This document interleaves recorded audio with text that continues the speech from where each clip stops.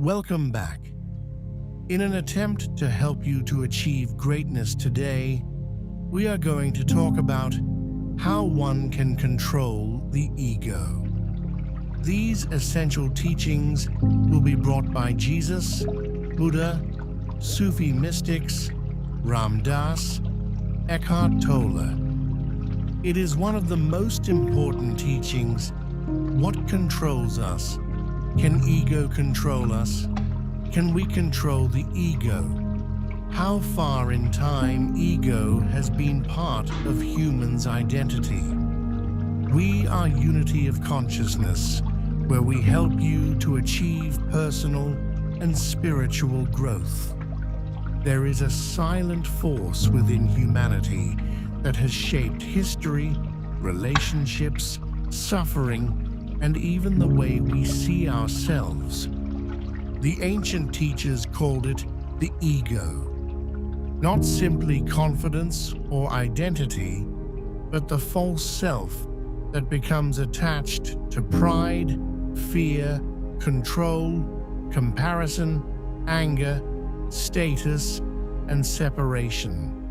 Across centuries and cultures, some of humanity's greatest spiritual teachers spoke about the importance of transcending the ego in order to discover deeper peace, compassion, wisdom, and divine connection. Jesus Christ taught humanity the power of humility, forgiveness, love, and surrender to God.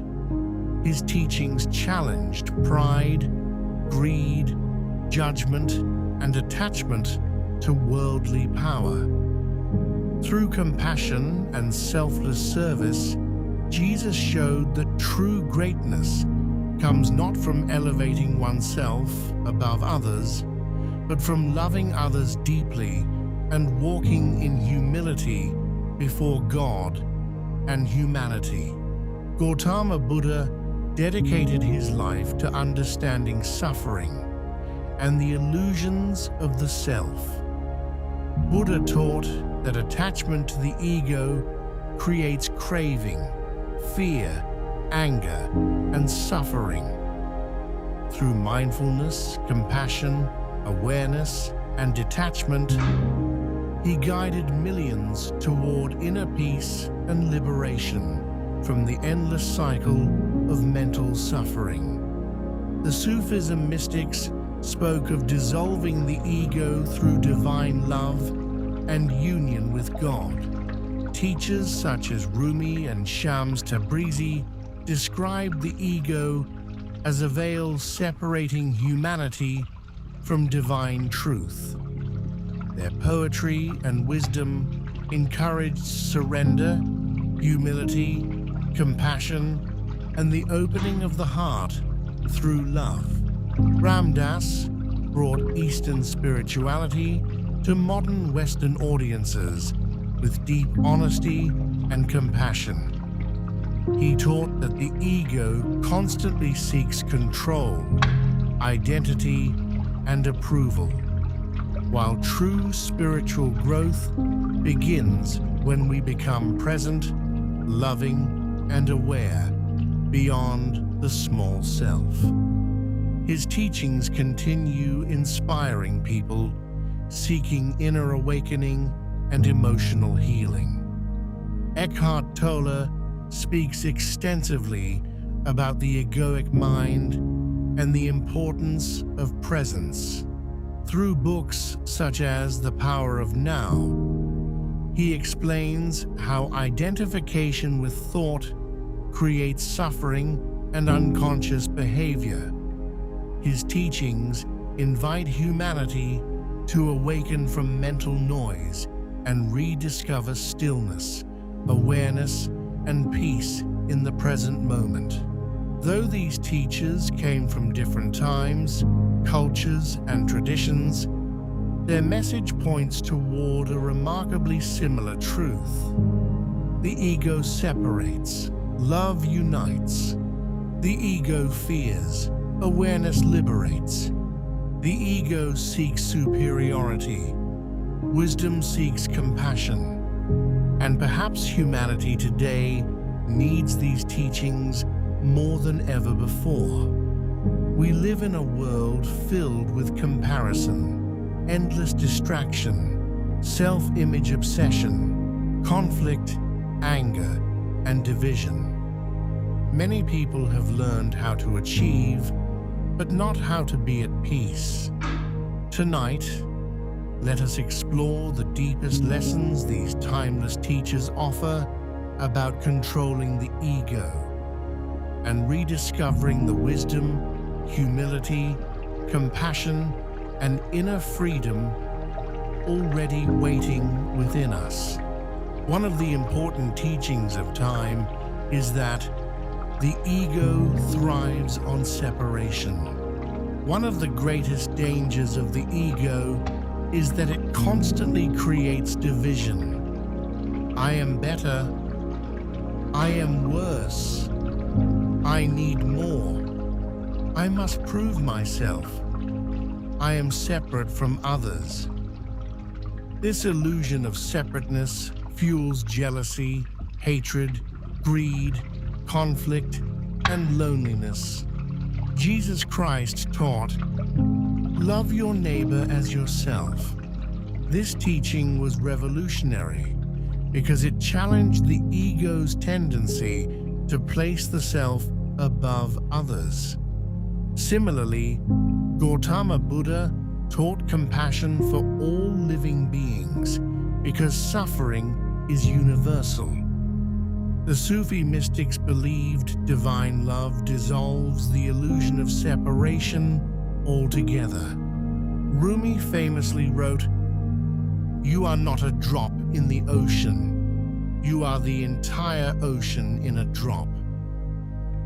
What about today? Modern society often encourages constant comparison. It is done in so many various ways, through competitions, sports, in workplaces, etc. Sometimes it is called healthy competition. Furthermore, social media magnifies ego through status, appearance, validation, and attention-seeking. But these teachings remind us, peace begins when we stop seeing life as competition and begin seeing humanity as connected. Let us strengthen our understanding to move further away from ego. Humility is strength, not weakness. The ego seeks importance. It craves recognition, superiority, and praise. But the great teachers repeatedly taught the power of humility.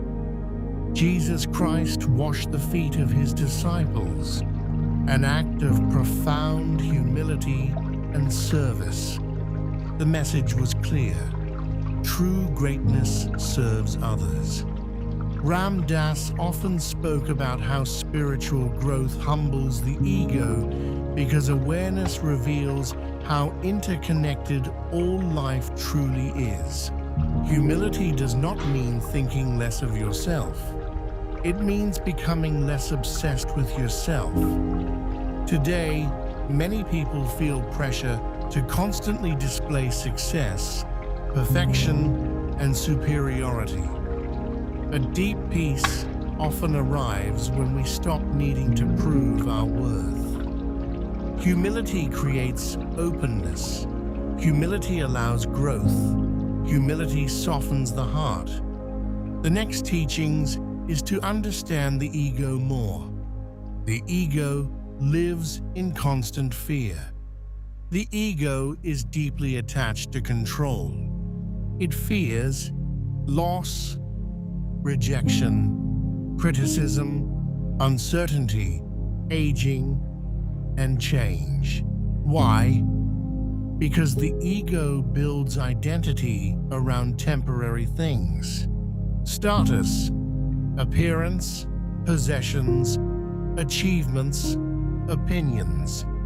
Eckhart Tolle explains that the ego survives through psychological attachment and mental storytelling. The more identified we become with thought, the more fear controls us.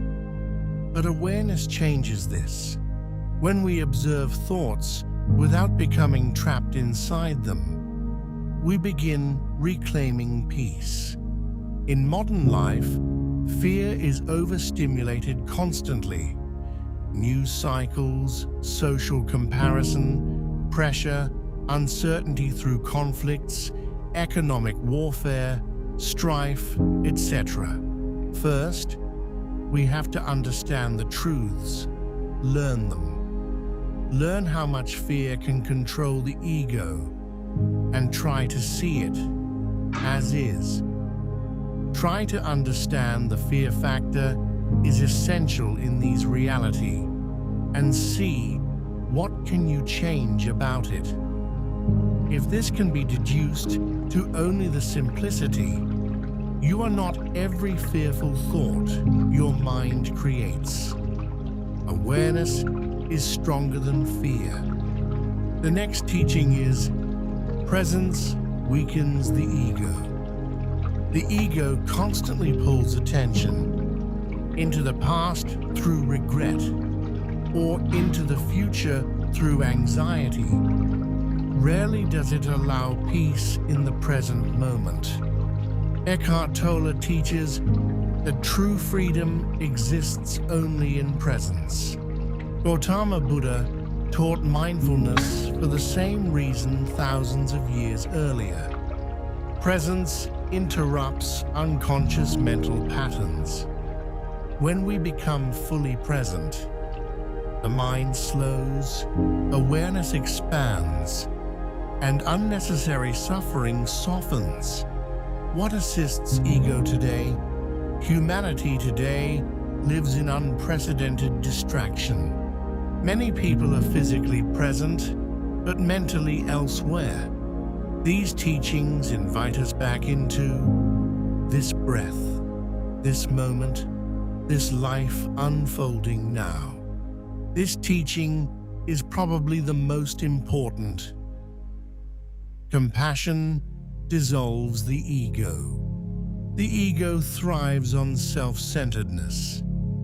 Compassion shifts awareness outward. Jesus Christ emphasized forgiveness and unconditional love. Gautama Buddha taught loving-kindness meditation. The Sufis believe divine love transforms the human heart. And Ram Dass repeatedly reminded people, we are all just walking each other home. Compassion weakens pride because it reminds us that every human being struggles, suffers, hopes, and seeks peace. How can we extend our lesson for now? In a divided world, compassion may be one of humanity's greatest medicines. The ego asks, what about me? Love asks, how can I help? And help and love we extend to each other. Attachment creates suffering. The ego constantly clings to identity, to expectations, to outcomes, to control. But life changes continuously. Gautama Buddha taught that attachment creates suffering because nothing external remains permanent forever. The ego resists this truth, but wisdom accepts it. Eckhart Tolle teaches that suffering increases when we mentally resist the present moment.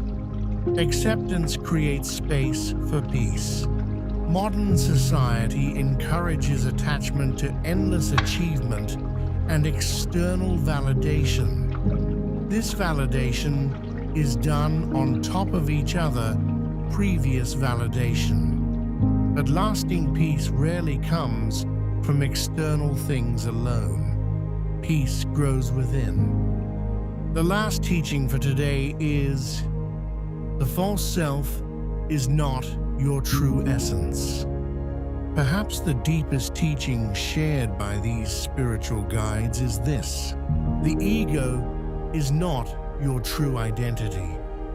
Beneath fear, beneath comparison, beneath mental noise, there is something deeper: awareness, consciousness, spirit, divine presence, love itself. The Sufis called it union with God. Buddha called it awakening. Jesus spoke of the kingdom of heaven within. Ram Dass spoke of loving awareness. Eckhart Tolle speaks of presence and being. Different words, similar truth. Many people search outside themselves endlessly for fulfillment. But these teachings gently remind us what you seek may already exist within you. As we reflect on the timeless wisdom of Jesus Christ, Gautama Buddha, the Sufism mystics, Ram Dass, and Eckhart Tolle, one truth becomes beautifully clear. The path to peace is not found through feeding the ego endlessly. It is found through transcending it. The ego tells us we must constantly compete, prove ourselves, control everything, and seek validation from the world. But these teachers invite humanity toward another way of living. A life rooted in awareness, humility, compassion, presence, and love. And perhaps this is why their teachings continue resonating across generations. Because despite technological progress, human beings still struggle with the same inner battles: fear, pride, attachment, anger, insecurity, and separation. But the good news is this: the ego can be observed, the mind can be calmed, the heart can awaken, and every moment offers another opportunity to return to awareness. You do not need to become perfect overnight. Even recognizing the ego within yourself is already a powerful step toward wisdom. Every time you choose compassion over pride, presence over distraction, forgiveness over resentment, humility over superiority, you weaken the grip of the ego and strengthen the light within you. And perhaps true spiritual growth is not becoming better than others. Perhaps it is simply becoming more conscious, more loving, more peaceful, and more aligned with the deeper truth of who you already are. So as you continue your journey through life, remember this: you are not your fear, you are not your status, you are not every thought passing through your mind. Beneath the noise, beneath the ego, there is a deeper presence within you that remains calm, aware, and connected to something far greater. A presence rooted in love. And when humanity learns to live more from that place, both individually and collectively, the world itself begins to heal. May these timeless teachings guide your heart toward greater awareness, greater compassion, greater humility, and deeper peace. We are Unity of Consciousness, where we help you to achieve personal and spiritual growth. And may you continue walking your path with wisdom, gentleness, and loving presence, wherever life takes you.